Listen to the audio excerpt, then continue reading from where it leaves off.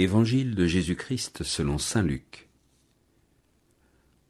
En ce jour-là, Marie se mit en route et se rendit avec empressement vers la région montagneuse dans une ville de Judée.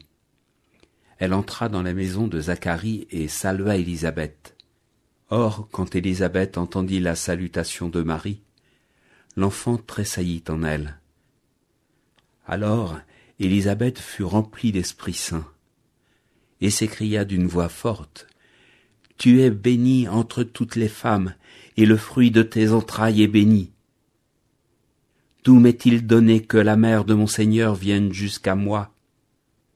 Car lorsque tes paroles de salutation sont parvenues à mes oreilles, l'enfant a tressailli d'allégresse en moi. Heureuse celle qui a cru à l'accomplissement des paroles qui lui furent dites de la part du Seigneur. » Le récit d'aujourd'hui sur la visitation de Marie à Élisabeth se situe juste à la suite de celui que nous avons entendu hier sur l'annonce de la naissance de Jésus. L'ange Gabriel vient de faire part à Marie qu'Élisabeth, sa cousine, est enceinte et qu'elle en est à son 6e mois de grossesse. Les deux femmes étant parentes, il nous paraît tout à fait compréhensible que Marie émette le souhait, malgré la longueur et la difficulté du voyage, d'aller rendre visite à Élisabeth. Après plusieurs jours de marche, Marie arrive chez sa cousine et la salue. Nous pouvons imaginer leur joie de se retrouver dans de telles circonstances. Contre toute attente, elles vont connaître ensemble le bonheur d'être mères. Celui d'Élisabeth est si grand que l'enfant qu'elle porte en elle se met à tressailler de joie. Le Saint-Esprit inspire alors ces paroles à Élisabeth.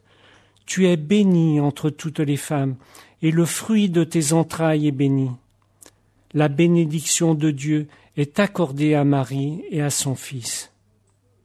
Élisabeth confirme ce que l'ange avait annoncé à Marie. L'enfant qu'elle porte est bien le Seigneur. La suite du récit nous indique que Marie demeura avec Élisabeth environ 3 mois. C'est-à-dire jusqu'à la naissance de Jean-Baptiste. Quand Marie apprit qu'elle allait être enceinte du Fils de Dieu, pour toute preuve, l'ange Gabriel lui annonça la maternité de sa cousine Élisabeth. Marie aurait pu douter d'une telle nouvelle, Élisabeth étant âgée et stérile. Non, elle a fait confiance à Dieu pour qui rien n'est impossible. Elle est partie en hâte. Au premier abord, nous pouvons facilement comprendre cet empressement à partir. En allant chez sa cousine, Marie va avoir la confirmation des paroles de l'ange.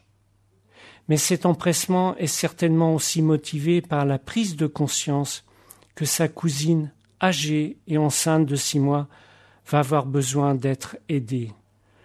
Oui, Marie a su écouter, faire confiance à Dieu et apporter la charité et l'amour à Élisabeth.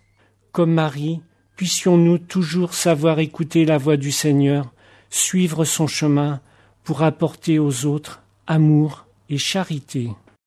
L'évangile du jour était commenté par Henri Loiseau, diacre permanent du